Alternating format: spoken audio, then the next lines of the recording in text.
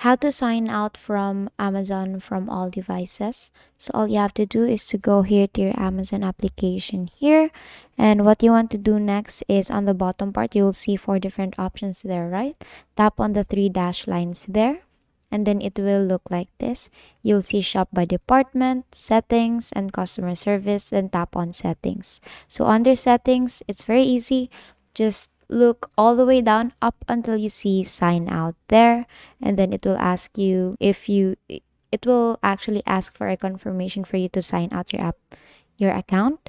Then just simply tap on sign out there. Now just wait for it to load. And then here, if you go back here to your three dash lines there on the bottom part, as you can see, there is a sign in.